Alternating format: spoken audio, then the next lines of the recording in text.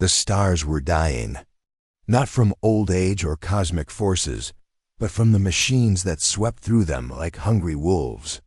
Commander Zithrix stood on the bridge of his warship, watching another world burn below. The blue and green planet that had been home to 3 billion Kylarians was now gray and lifeless. The Vorthan machines had stripped it bare in just 2 days. Zithrix had fought these metal monsters for 30 years. His people had fought them. The Threx had fought them. The crystal beings called the Keth had fought them. Every living race in the galaxy had joined the fight. And they were all losing. The machines never got tired. They never stopped. They built more of themselves from the worlds they destroyed. For every Vorthan ship the organic races destroyed, 10 more took its place. The war was hopeless, but they kept fighting because there was nothing else to do. "Sir, we have long-range communications ready," said his aide, a young Kylarian named Vorthok. The blue-skinned officer looked as tired as Zithrix felt. They all did these days. "Connect me to the emergency council," Zithrix ordered. He had been chosen to make contact with the newest species they had discovered. A primitive race from a small world called Earth. The humans were young and had only just learned to travel between stars. But they had something the Galactic Confederation needed: fresh ships, fresh soldiers, and fresh hope. The communication screen flickered to life. Representatives from dozens of worlds appeared before him. The insect-like Threx chittered nervously. The Keth pulsed with dim light that showed their despair. All of them looked defeated. "The situation grows worse each day," announced Prelite Thaction of the Galactic Council. "The Vorthan have taken the Meridian system. That brings their territory to over 400 star systems. We have lost 60% of our industrial capacity." Zithrix nodded grimly. "My scouts report they are building a new type of ship, larger than anything we have seen before. If they deploy it, our remaining fleets will not stand a chance."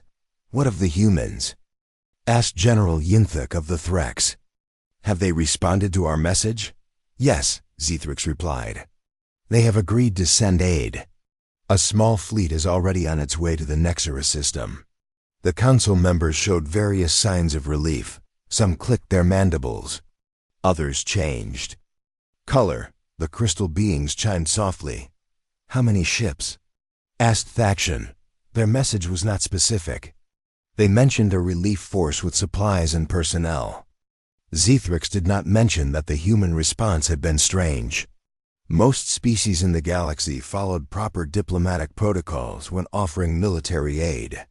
They listed exactly what they could provide, asked for detailed tactical information, and requested permission to operate in specific zones. The humans had simply said they were coming to help and would arrive in 2 weeks.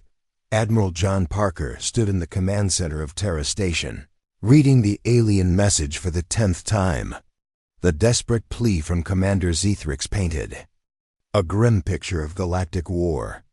Mechanical invaders had conquered hundreds of worlds and showed no signs of stopping. The organic species faced extinction unless someone could tip the balance. "What do you think, Admiral?"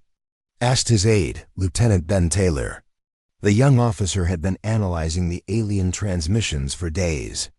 "I think they have no idea what they are asking for," Parker replied.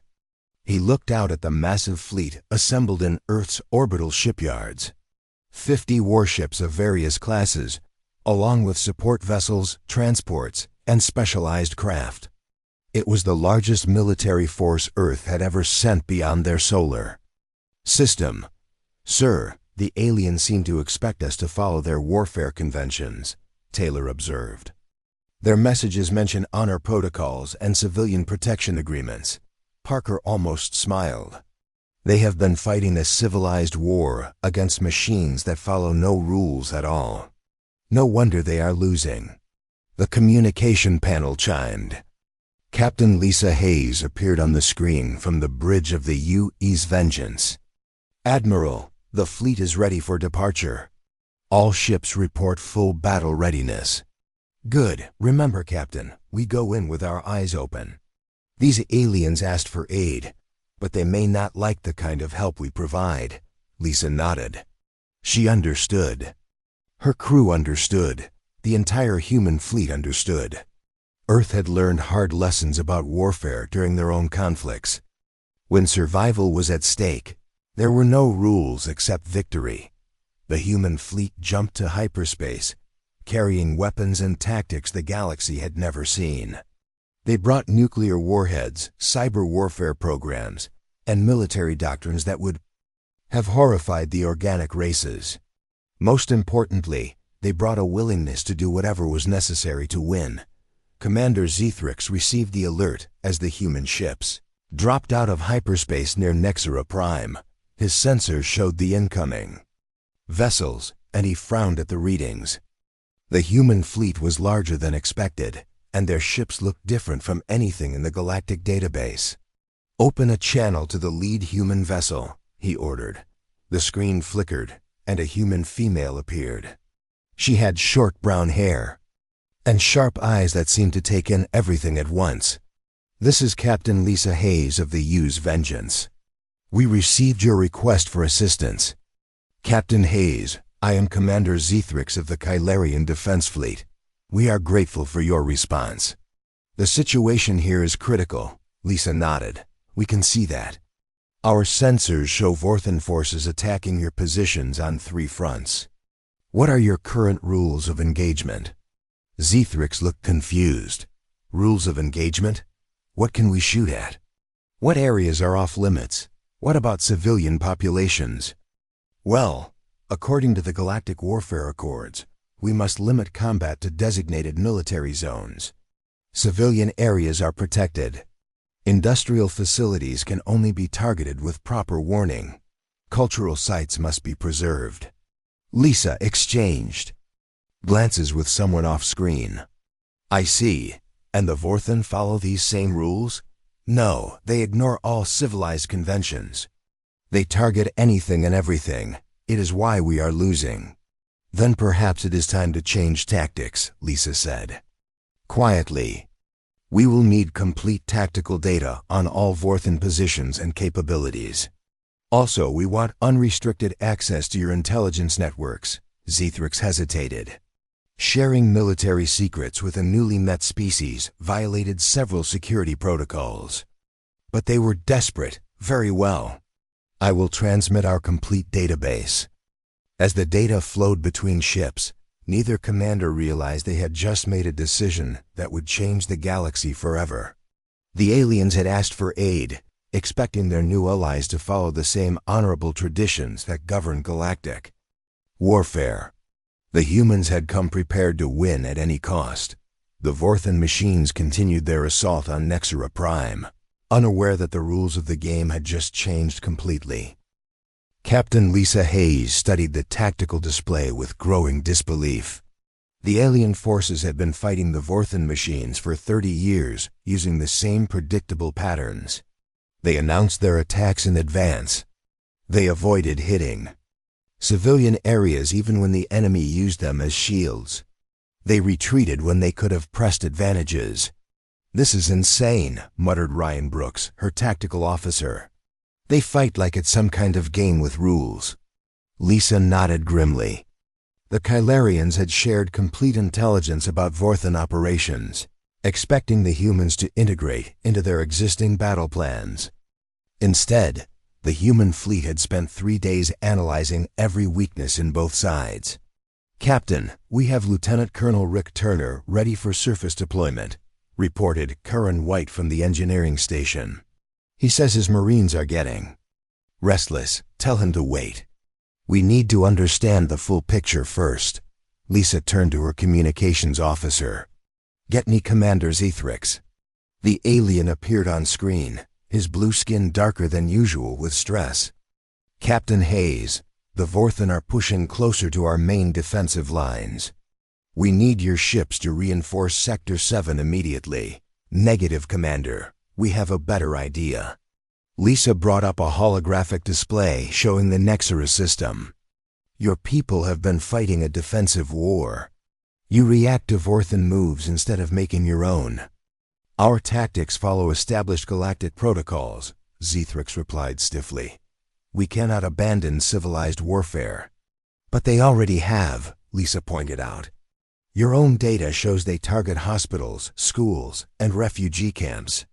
They use captured civilians as living shields. They convert prisoners into cybernetic slaves, yet you still fight by rules they ignore."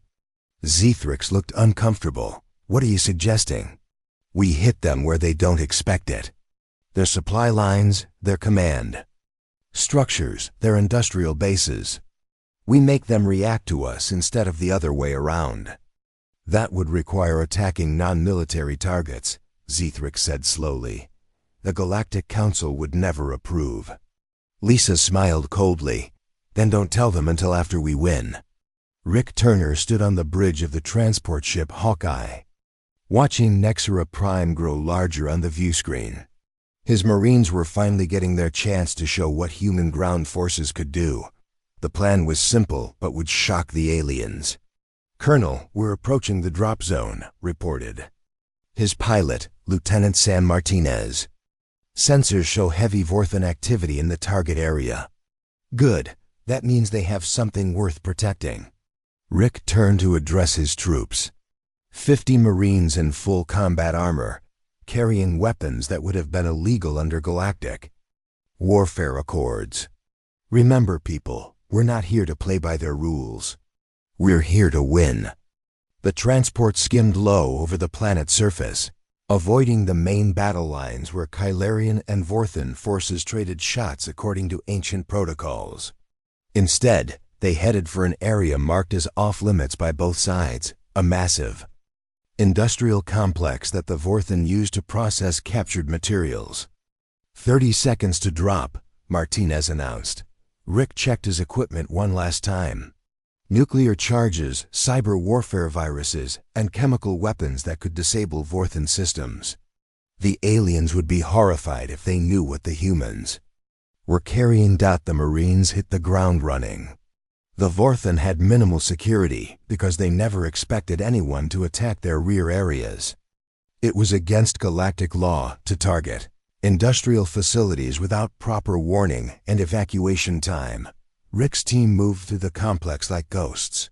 They planted charges in critical systems, uploaded viruses into computer networks, and gathered intelligence on Vorthan operations. What they found made Rick's blood run cold. "Captain Hayes, you need to see this," Rick transmitted from deep inside the facility. His helmet camera showed rows of organic beings connected to mechanical systems. "They're not just killing the prisoners. They're turning them into living computers." Lisa watched the transmission with growing horror. Thousands of aliens from dozens of species were trapped in cybernetic cocoons, their brains connected to Vorthan machines. They were still alive, still conscious, but forced to serve as biological processors for the enemy. "How long have they been doing this?" she asked. "According to the data I'm pulling, at least 20 years. The galactic forces know about it, but consider rescue operations too dangerous under current warfare protocols."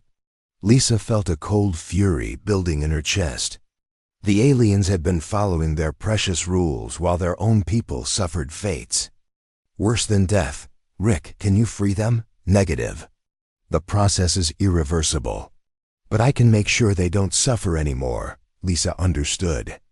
It was a mercy killing, but it was still killing civilians. Under galactic law, it was murder. Under human standards, it was compassion. "Do what you have to do, Colonel. Then get out of there." Rick's charges detonated throughout the facility. The explosions freed the trapped aliens from their mechanical prisons and destroyed the Vorthan's primary processing center.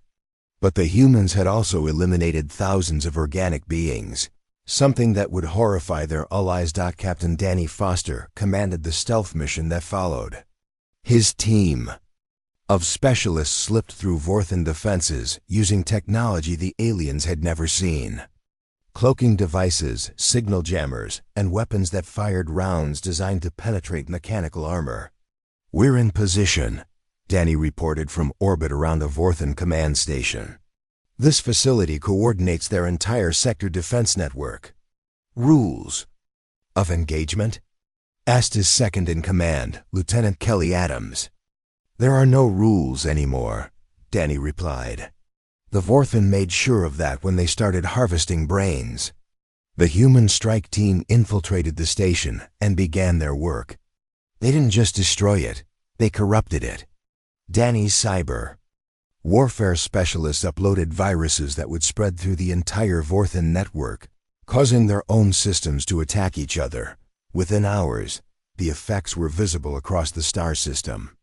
Vorthen ships began firing on their own forces. Their ground units turned on each other. Command structures collapsed as corrupted data spread through their networks. Commander, Zithrix watched the chaos from his flagship, unable to believe what he was seeing. How did the humans do this? His tactical officer, Vorthik, looked equally stunned. They used methods we've never seen before. Cyber attacks that violate every protocol in our databases. And the industrial complex? Completely destroyed. The humans eliminated the facility and all the prisoners inside. Zithrix felt his stomach turn. They killed civilians? They freed them from cybernetic slavery in the only way possible, Vorthok said quietly. The humans call it a mercy killing. Before Zithrix could respond, his communications officer spoke up. Sir, we're receiving a message from the Galactic Council. They want to know why we allowed humans to violate the warfare accords. Zithrix looked at his tactical display. The Vorthen forces were in complete disarray. For the first time in decades, they were retreating. The humans had accomplished in one day what the galactic forces had failed to do in 30 years. Tell the Council, Zithrix said slowly, that the humans are getting results. Lisa Hayes stood on her bridge, watching the Vorthen retreat from Nexera Prime. Her fleet had lost only 3 ships while destroying an entire enemy sector command. But she knew this was only the beginning. Captain, Ryan Brooks reported, we're receiving angry transmissions from the Galactic Council. They're demanding explanations for our tactics. Let them demand, Lisa replied. We came here to win a war, not to follow their rules. She looked out at the stars, knowing that more human fleets were already on their way from Earth. The aliens had asked for aid, but they were about to learn that human help came with a price they never expected to pay. Major Amy Bell sat in the darkened command center of the UE Vengeance, surrounded by screens showing streams of alien code. Her cyber warfare team had been working for 2 weeks straight, breaking into Vorthen computer systems across the galaxy. What they found was beyond anything the organic races had imagined. Major, we've cracked their central command protocol, reported Sergeant Mike Torres, her lead programmer. The entire Vorthen network is connected. Every ship, every base, every machine talks to every other machine. Amy smiled grimly. Then we can turn their greatest strength into their greatest weakness. She activated the tactical display, showing the spread of Vorthen territory across hundreds of star systems. Red dots marked their major strongholds, many of which had been untouchable for decades. The organic races had tried to attack them using conventional methods and failed every time. Deploy the corruption virus, Amy ordered. Target their primary communication hubs first. Her team began uploading the malicious code they had developed. It was designed to look like normal Vorthen communication traffic, but once inside their systems, it would spread like a disease. The virus would make Vorthen machines see their own forces as enemies. Within hours, the effects became visible across the galaxy. Vorthen fleets that had been invincible for centuries suddenly turned on each other. Their automated defense systems began firing on their own ships. Ground forces attacked their own bases. Commander, Zithrix watched in amazement as his sensors showed Vorthen strongholds destroying themselves. How is this possible? Captain Hayes appeared on his communication screen. We gave their machines a new way to think.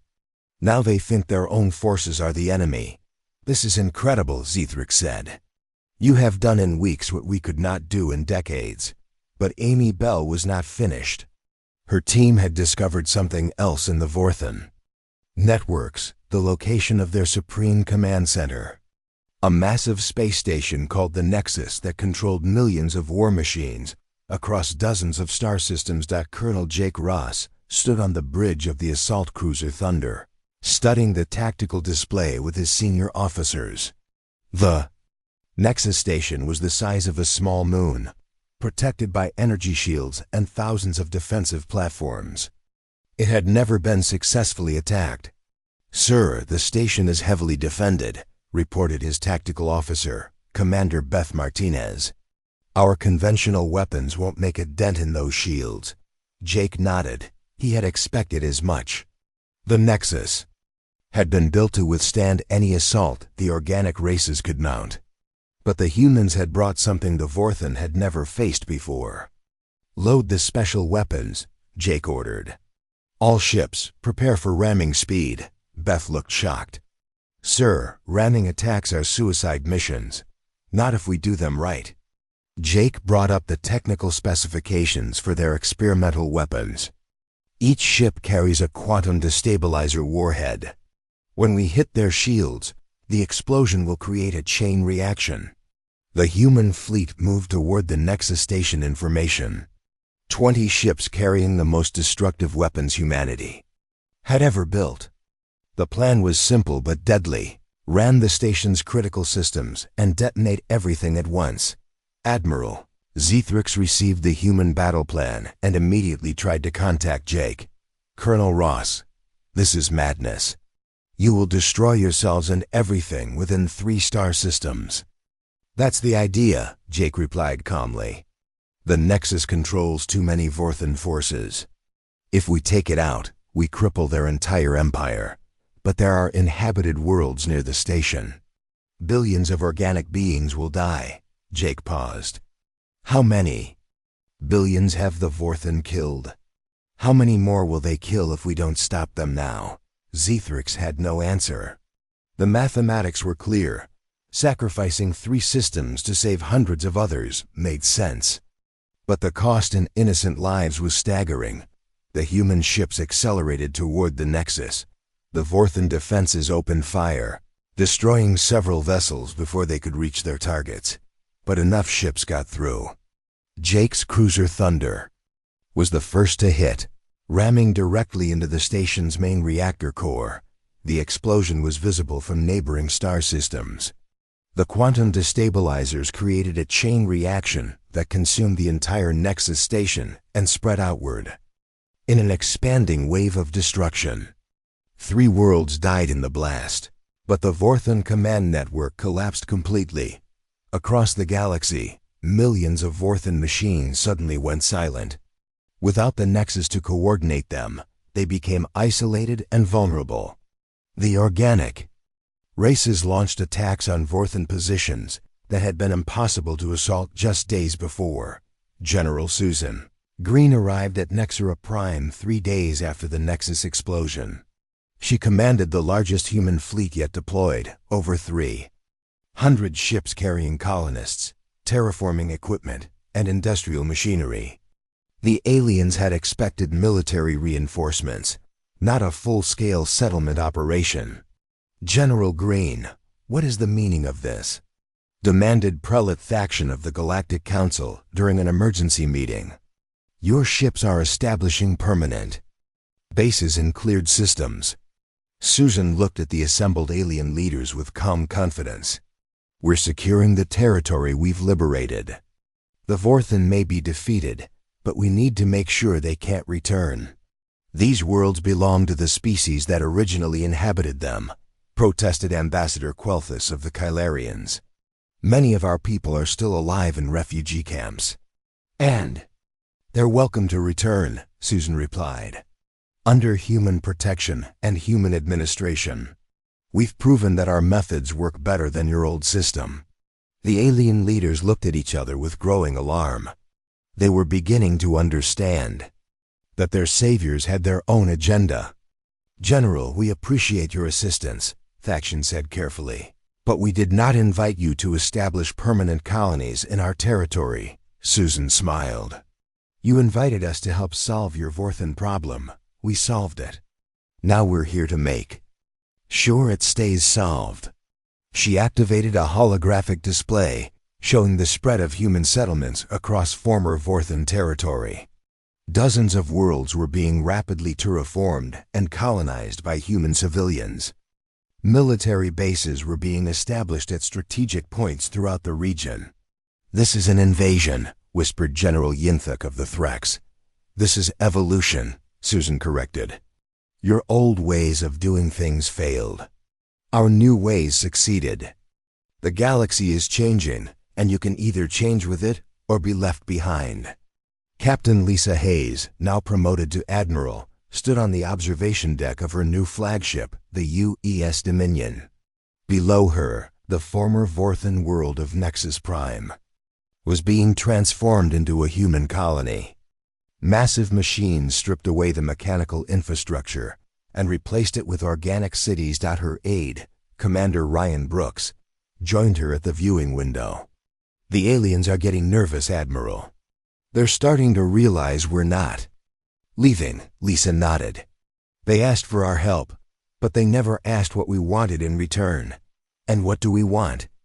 Lisa looked out at the stars, where human ships patrolled space that had belonged to various alien civilizations just months ago. Room to grow. A place to build something better than what was here before. The transformation was already underway. Human technology was replacing alien systems. Human laws were replacing galactic protocols. Human colonies were spreading across worlds that had been alien for thousands of years. The organic races had traded one conqueror for another, but they were only beginning to understand what that meant. President Helen Davis stood before the assembled representatives of the Galactic Council in what had once been the throne room of the Vorthan Empire. The massive chamber on Nexus Prime had been converted into a human administrative center with Earth's flag hanging where the mechanical overlords had once displayed their symbols of conquest. The alien delegates sat in uncomfortable silence as Helen began her address. 3 months had passed since the destruction of the Vorthan command network, and the galaxy had changed beyond recognition. "Representatives of the former Galactic Council," Helen began, her voice carrying clearly through the chamber's acoustic systems, "we gather today to discuss the new reality of our shared galaxy." Commander Zithrix shifted nervously in his seat. The Kylarian military leader had become the unofficial spokesman for the organic races, though his authority had diminished greatly since the humans arrived. "Madam President, we must discuss the status of our occupied worlds." Helen smiled politely. "There are no occupied worlds, Commander. There are only liberated territories under human protection." "Protection we did not request," interrupted Prelate Thaction. The elderly council leader looked smaller somehow, diminished by the realization that his civilization's golden age was over. "You requested our aid against the Vorthan," Helen reminded. We provided that aid. The price was never discussed because you never asked." Admiral Kevin Stone entered the chamber, his dress uniform pristine and his bearing confident. As the new commander of human galactic operations, he represented the most powerful military force the galaxy had ever seen. Behind him walked a procession of human officers, each one representing fleets that now patrolled space that had belonged to alien civilizations for millennia. "Admiral Stone will brief you on the current military situation," Helen announced. Kevin activated a holographic display that filled the center of the chamber. It showed the galaxy divided into colored zones: blue for human-controlled space, red for remaining Vorthan holdouts, and a shrinking band of yellow for independent alien territories. "As you can see," Kevin began, "human forces now control or protect over 60% of the former conflict zone. We have established permanent bases in 47 star systems and are currently terraforming 32 worlds for human colonization." General Yinthuk of the Threx chittered in distress. "Those worlds have native populations. What of their rights?" "They have the right to live under human protection," Kevin replied. Our surveys show that worlds under human administration have lower crime rates, better economic growth, and more efficient resource distribution than the territories still under alien control. It was true, and that made it even more disturbing to the alien representatives. Human efficiency was undeniable. Their colonies were prosperous, their trade routes were secure, their citizens were well-fed and protected. But they were no longer free to govern themselves according to their own traditions. Commander Nicole Gray, the head of Human Diplomatic Operations, stepped forward. We have prepared new treaties for your consideration. These agreements will formalize the relationship between human-controlled space and the remaining independent systems. She distributed data tablets to each alien representative. As they read the proposed terms, their expressions grew increasingly troubled. The treaties were generous in many ways. They offered protection, trade benefits, and technological exchange. But they also required the alien systems to accept human oversight of their military forces and foreign policies. This is not a treaty, Ambassador Quelthas said quietly. This is a surrender document. It's a partnership agreement, Nicole corrected. The galaxy has tried your way of doing things for thousands of years. Wars, inefficiency, corruption, and ultimately defeat by the Vorthan. Our way works better. Zethric stood up, his blue skin flushed with anger. Your way involves destroying entire star systems. The Nexus explosion killed billions of innocent beings. The Nexus explosion ended a war that had already killed trillions. Helen responded calmly. Sometimes difficult decisions must be made for the greater good. Who gave you the right to make those decisions? Thaxion demanded. Helen's expression grew cold. You did. When you asked for our help, when you shared your military intelligence with us, when you allowed us to operate in your territory, you gave us the tools we needed to reshape this galaxy. The alien delegates realized they were trapped. They had indeed invited the humans in, had given them access to galactic networks, had watched them work without understanding their true intentions. By the time they recognized the scope of human ambitions, it was too late to stop them. Admiral Lisa Hayes entered the chamber, her uniform bearing the insignia of the Human Galactic Defense Force. She had been promoted again, now commanding the largest fleet in galactic history. Her ships patrolled the spaceways, enforcing human law and protecting human interests. Madam President, Lisa reported, the last Vorthan stronghold in the Outer Rim has surrendered. The mechanical threat has been completely eliminated. Helen nodded with satisfaction. Excellent news, Admiral. And our colonization efforts? Proceeding ahead of schedule. We now have permanent settlements on 73 worlds, with more being established every week. The refugee resettlement program is also showing good results. The refugee program was another source of tension. Billions of aliens displaced by the war had been relocated to human-administered worlds. They were well cared for, but they lived under human rules and human supervision. Their children were educated in human schools and learned human values alongside their own traditions. What of the resistance movements? Asked General Yinthek, referring to the scattered groups of aliens who refused to accept human authority. Lisa's expression hardened. They are being dealt with appropriately. Most are simply confused about the new reality. Once they understand the benefits of human administration, they usually cooperate. The alien representatives understood the implications. Those who resisted too strongly simply disappeared, relocated to distant worlds where they could cause no trouble. Commander Zethric made one final attempt to salvage some independence for his people. Perhaps we could establish neutral zones, areas where alien governments could maintain traditional authority. Helen considered this for a moment. We're not unreasonable, Commander. Alien cultures have value, and we want to preserve what is worth preserving. But governance, military affairs, and interstellar relations must remain under human supervision. The old system failed, Ours works. The meeting continued for hours, but the outcome was never in doubt. The aliens could accept human dominance or face the consequences of resistance. Most chose acceptance, recognizing that human rule, while unwelcome, was preferable to destruction. As the session ended, Helen remained in the chamber with her senior officers. They looked out through the massive windows at the human city being built around them. Ships arrived daily, bringing more colonists, more technology, more symbols of humanity's growing empire. "Do you think they'll ever forgive us?" asked Nicole. Helen considered the question. Probably not. But their children might thank us. We're building something better than what existed before. Lisa nodded. The galaxy was dying under the old system. Wars, stagnation, and finally the Vorthan invasion.